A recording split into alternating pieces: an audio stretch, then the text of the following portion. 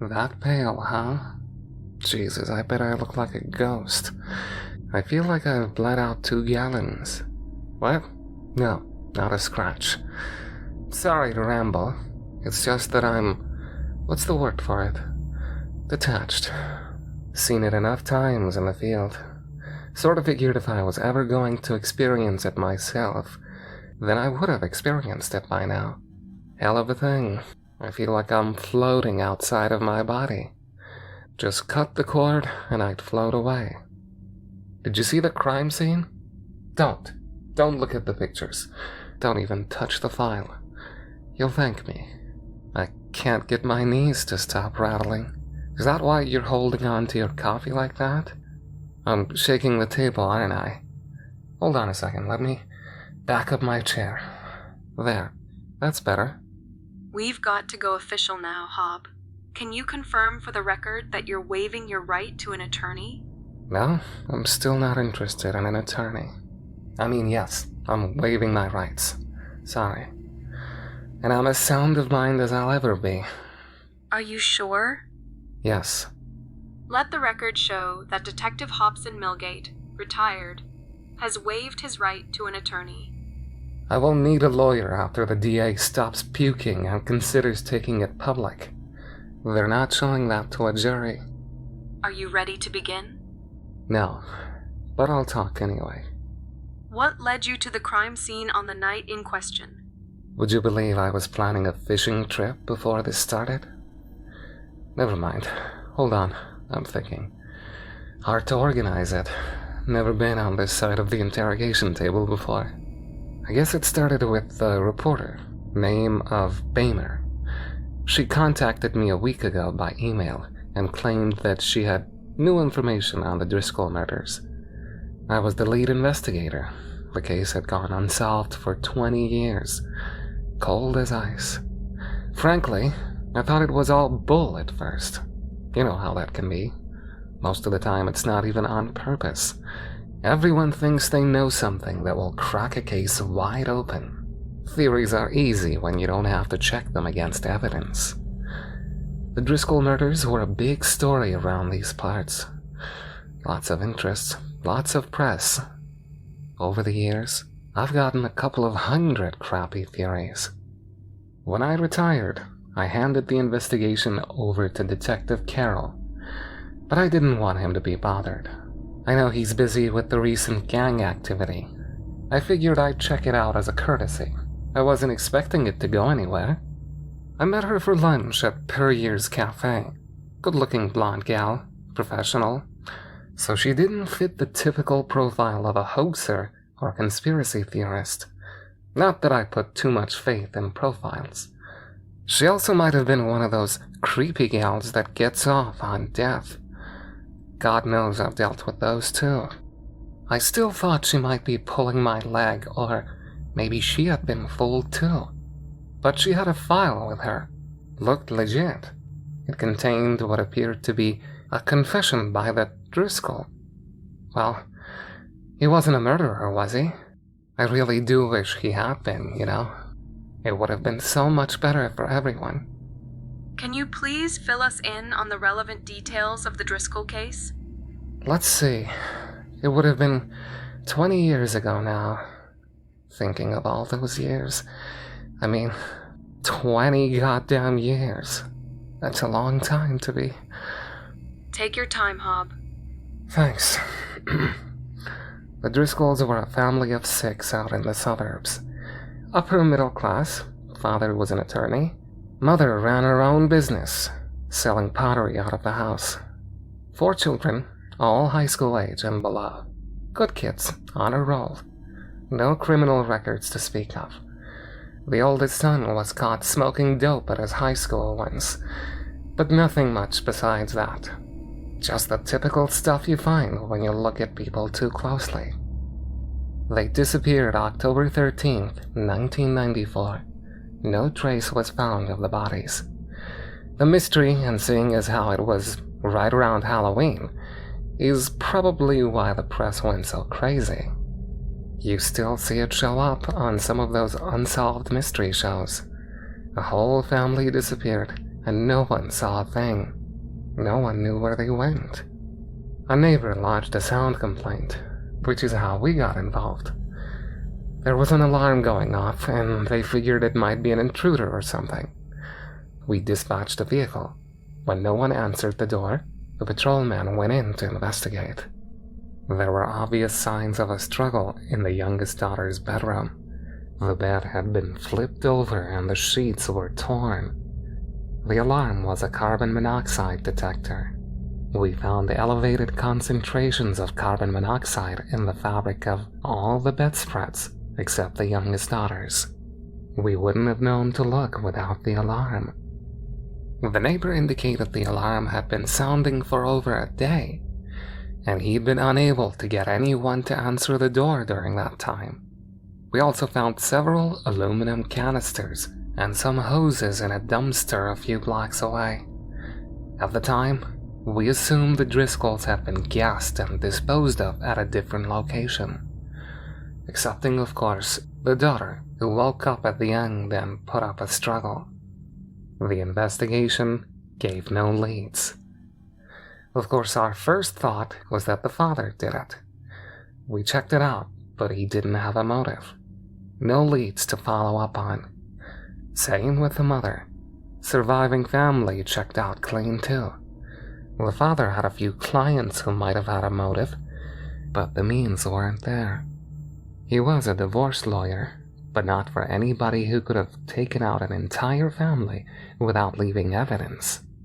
There was a chemistry teacher who lived 3 blocks away, and we investigated him for a while because of the canisters, but he alibied out.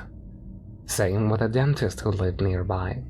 The wife had an online flirtation with some kid out in England, but nothing adulterous, and he wasn't even in the country at the time of the murder. We settled, unhappily, on the idea of a random killing. Hardest pieces of shit to catch when there's no pattern like that. We must have sunk thousands of man-hours into this case, chasing down leads. Nothing ever came of any of it.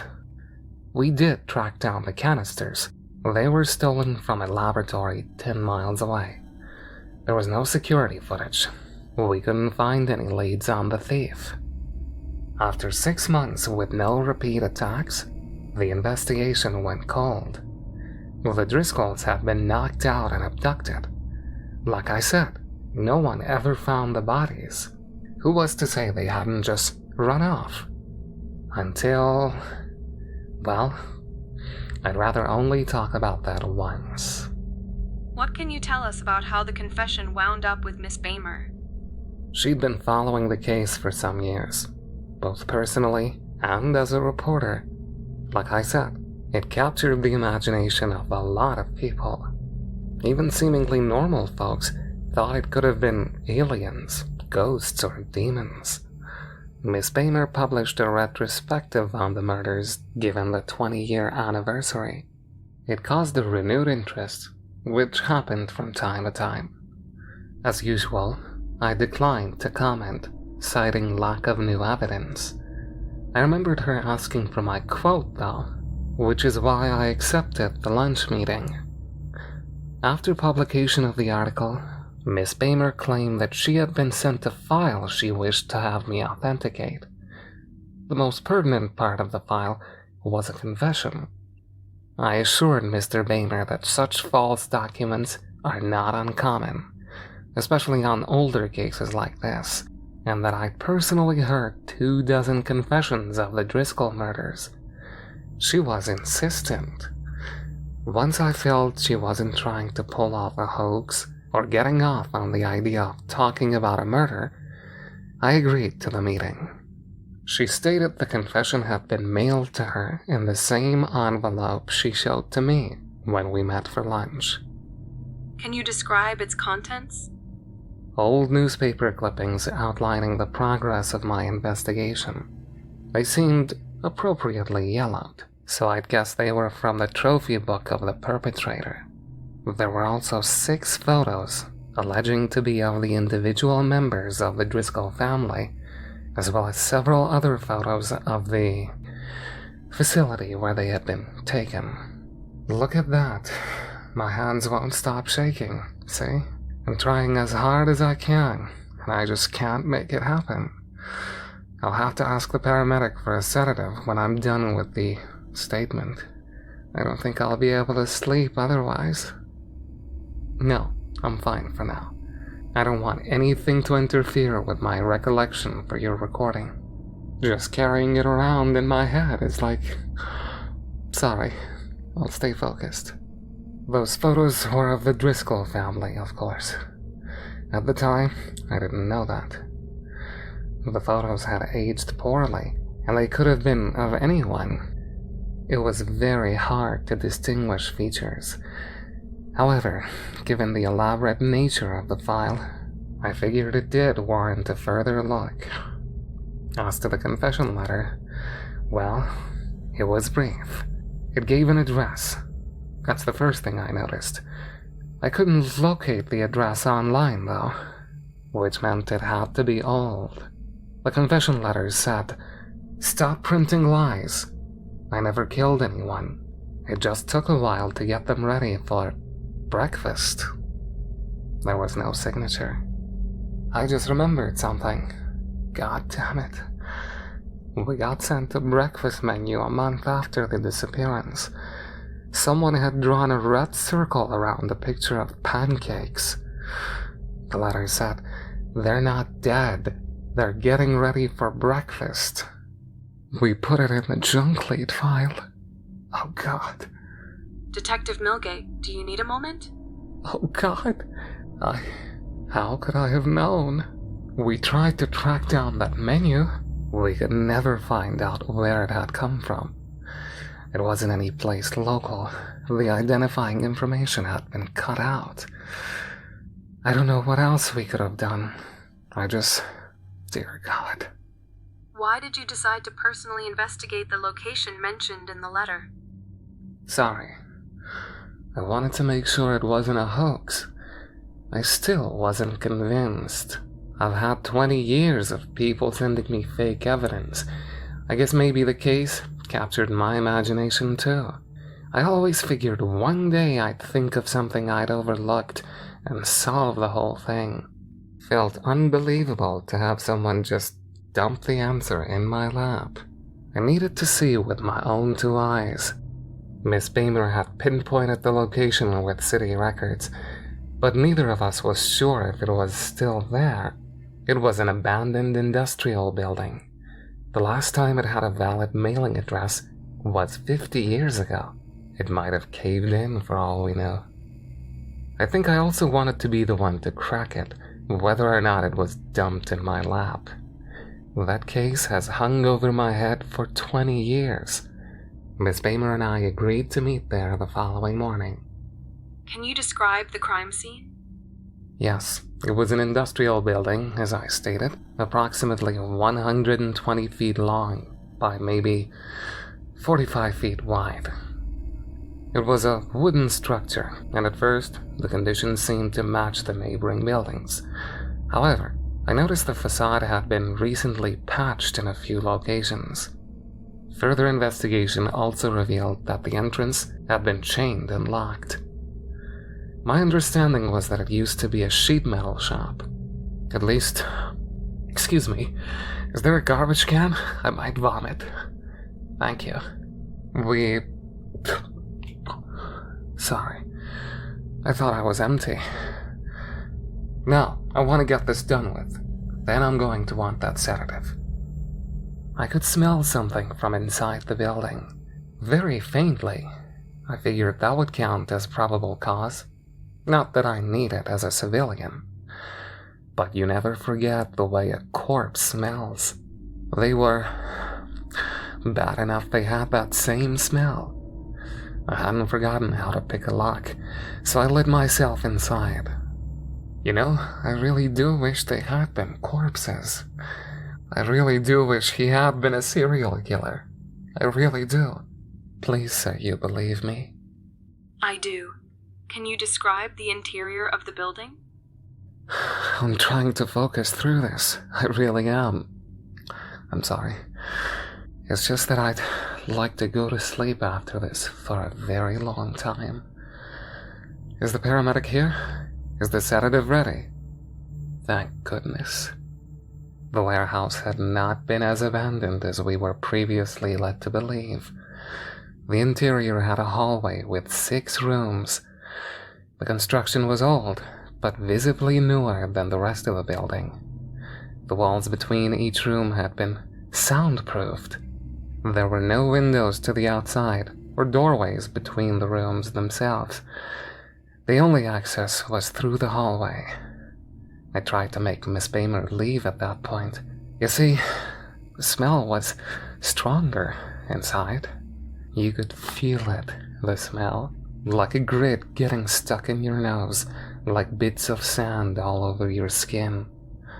The rooms contained presses, hydraulic presses, 4-foot by 8-foot custom presses. I couldn't figure out what they were at first, because they were hovering over what looked like hospital beds. There were IV bags in each room, as well as other medical equipment. That's how he kept them alive for so long, of course. I think I might be seeing black spots. Do you need to take a break? The idea of having to start this again is worse than the idea of finishing it. Then please describe your next course of action. The building was obviously an active crime scene. I had no doubt at this point. I was in the lair of what I believed to be a serial killer. I tried to tell Miss Bamer to leave several times. She refused on the grounds that it would not be right to leave me on my own. There wasn't much time to make an issue out of it. My opinion of her was that she was a bit nosy, but basically alright, and I didn't think she'd be a liability if she stayed out of my way. I had to make a judgment call as to whether or not I should proceed on my own in case the family was somehow, impossibly, still alive and perhaps in danger, or if I should leave and call for backup. I had told my wife where I was going previously, so I knew my absence would be noted and reported if the worst happened. Neither of us could get cell phone reception. Sorry, I'm rambling. It was then that I heard. Not even a gasp. It was like a gasp, but not really. I don't want to describe it any more than that. There was a sound. It drew my attention further on. I had to act. That's all that matters. There were some stairs at the very far end of the warehouse, descending into a basement. I told Miss Bamer to remain behind, and I pulled my service revolver. I had a flashlight on my person as well, and turned it on as I descended into the basement. The basement had been hand-dug, maybe even over the course of the entire 20-year disappearance. I don't know. The floor was dirt, and there was a tunnel that retreated back far enough that it had to be supported with struts at regular intervals. When my flashlight first illuminated the stack, I wish they'd been dead. I wish he'd been a serial killer. Please take a moment. After I recovered, my first thought was, thank God they're all dead. I'm 64 years old, for Christ's sake. I'm not a young man who can forget things anymore. When you're young, you have this sense that you're invincible and that you're never going to die. I don't have that to protect me anymore. Look at me whining. When they had that done to them, it's my fault. I should have found them, saved them somehow. I'm sorry, Hob. I've got to ask. Can you describe the scene? Yeah, I can. I didn't know what I was looking at first. Hell, I still don't. It was a stack, maybe 2 feet thick. From the stink and coloring, it was obviously made of flesh. I thought maybe he'd hack them up and stack them up in pieces. That would have been bad enough. The first thing that alerted me to the truth was the eyeball. On top of the stack was a perfectly round eyeball in the middle of a socket that had been distorted to the size of a saucer. That's when I realized what I was looking at was 20 goddamn years of torture, basically. He had the entire Driscoll family under those presses for 20 years, keeping them alive on an IV drip, increasing the pressure on them so very slowly that their bodies had time to adapt until they'd been flattened like pancakes. He squished them by about a quarter-inch every year for 20 years. Then he pulled them out when they were too broken and wretched to move, without any chance of recovery, and stacked them on top of each other. I got no idea what for. I don't want to know. And I was still thinking, thank God they're all dead, when the one on top started gasping again. What did they say? Nothing at first. It couldn't speak without help. I think it would have been Avery Driscoll. Not that I could tell much about the gender or the age, but the hair was blonde, where there was hair. The head was a mess of scars. I think the son of a bitch who did this must have removed parts of their skulls. I've got no idea how he got their heads so flat otherwise. Not as flat as the rest of the bodies, but flat. Who the hell knows how their brains handled that? Their lips were punctured by teeth everywhere, after the presses had flattened out their noses, I guess. Avery was 14 when he disappeared. I've stopped shaking. Goddamn weird the way our bodies work, isn't it? Oh, what else? There was a machine, a sort of pump. I followed a hose with my flashlight and realized everyone in the stack was hooked up to the pump. I don't think they could breathe on their own, you see. Not after a while. There simply wasn't enough volume for their lungs to inflate. There was some sort of opening cut right into each of their chests. There was a switch on the pump. I don't know why I pressed it. I was in a panic. I wanted to do something. Maybe some stupid part of me thought that if I just pressed it on, they would inflate and be okay. I switched it. It increased the volume of air to the topmost hose. I could hear the pump working harder, which is when Avery Driscoll started to scream. He begged me to kill him. He said other things too. He didn't make much sense. Kept yelling bane of error over and over again. Something about the family too. I didn't understand it. He was in pain, and I would hope he had gone insane several years previously. Oh my God. My thoughts exactly. I didn't know what to do. He wouldn't stop screaming. I believe he was convinced I was his torturer. A closer look at his eyes revealed that it was mostly a mess of white scar tissue. He was as blind as a bat. You know, I spoke with some burn victims once.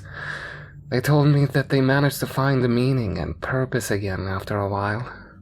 I don't know how anyone in the Driscoll family could have done that. I stated my name, told them I was a detective. I told them I was there to help.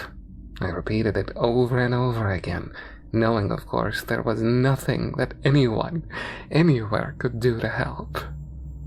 Miss Bamer arrived, drawn by the sound. Before she saw the stack, she told me that I had screamed and she had come to help, but I do not remember having done so. Nevertheless, she arrived. Then she saw the stack and screamed, but I was intent on Avery Driscoll. He was able to hear. He became lucid for a few moments. It was a strain to understand what he said, but I will never be able to forget it. Please kill me. It hurts. I don't want to be a monster. Please kill me and tell my family I died a long time ago, but don't know If they're still looking for me, don't tell them what happened to me. Please kill me. He could still cry, and he did, although his tear ducts were too deformed for it to be noticeable. I should have forced Miss Bamer to leave. That is the only action in the matter which I regret more than failing to solve the case 20 years ago. Not just for her own sake, but for what she did next. I don't think she could have wounded them any more deeply if she'd tried. She took away the last comfort any of them in that stack had. You see, they had not been able to speak to one another for 20 years. She said, "That's all of them, isn't it? That's the entire Driscoll family. They're all alive in there. The whole family." For 20 years, each member of the Driscoll family had been unaware that their fellow inmates were the other members of their family. They'd all been holding out hope that their family was okay. All of them dreaming someone out there loved them and was free from suffering. Do you know what the screams of 6 people tortured over 2 decades, smashed down to a width of 4 inches sounds like when they're all stacked up on top of one another? It sounds like the gates of hell swinging open. I think that is enough, Detective Milgate. Not yet. It was my mistake. I should have tried harder, tracked down that lead. Maybe that's what they meant, screaming that. It was my error, so it was my responsibility. I shot them. Mercy is hard, but I owed it to them. I am the one that failed to save them. It only took 1 bullet to go all the way through. I emptied my revolver, though, to make sure they didn't linger, to give them that final piece. It was the only kindness I had to give them. We left and called for backup after that. Neither Miss Bamer nor I wished to remain with the bodies. I elected not to follow the crime scene investigators back into the basement. I asked if I could just make my statement and leave, and after one of them saw what I had seen, they agreed. May I have my sedative now? Yes, of course. Thank you. Please show in the paramedic. I'll roll up my sleeve. My wife has diabetes, so I'm well aware of the routine. Oh, and please make sure you have the same courtesy available for Miss Bamer. She seemed to have it worse than me after. Poor woman couldn't even throw up or cry. Of course. Do you know where she is now? She told the lead at the crime scene she was going home, but we haven't been able to reach her. Did you try the paper? Which paper? The Daily World. Are you sure? There is no one by the last name of Bamer on staff with the Daily World.